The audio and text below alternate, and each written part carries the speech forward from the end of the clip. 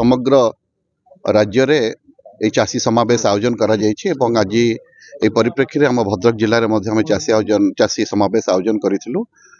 समस्त ब्लॉक रु पाखापाखि 2000 रु 2500 चाषी एठी आसी से आज देखुले कि भाव में आज माननीय मुख्यमंत्री सोहेला ठारे जो से जो मुख्यमंत्री आज जो इनपुट्स असिस्टेंस आज प्रदान कले तो सेटा से देखुले कि भाव में से आगामी दिन जो आम जिले में डिसेम्बर 27 तारिख में पैडी प्रोक्योरमेंट आरंभ हम तो से गोटे सचेतनतार वार्ता गले आपण मैंने एफएक्यू मानर धान आनिले आपण मैंने कटनी छटनी शिकार हेबे नहीं, कौन आक्रोश शिकार हेबे नहीं, कौन ठकामीर शिकार हेबे नहीं। चाषी मानक पई जो घोषणा करिथिला धानर सर्वनिम्न सहायक मूल्य 31 टंका प्रदान करने आज बरगढ़ जिलार सोयला ठारे माननीय मुख्यमंत्री श्री मोहन चरण माझी कर कमरे आज से कार्य संपादन होईची।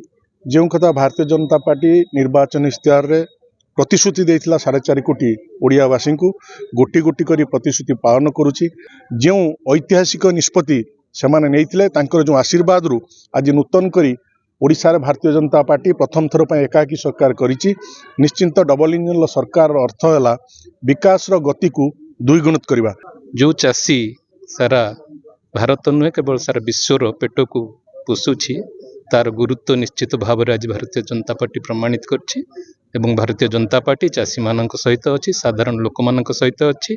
आगामी दिन मानकरे चाषीर आय को द्विगुणित करने सहित जो प्रधानमंत्री जो निष्पत्ति नहीं आहुरी तांकर आर्थिक उन्नति हम ओडिशा राज्यर समृद्धि हम चाषी मानक समृद्धि हम ये आशा और भरोसा रखी समस्त को आज मु शुभेच्छा जनाऊँ अभिनंदन जनाऊँ।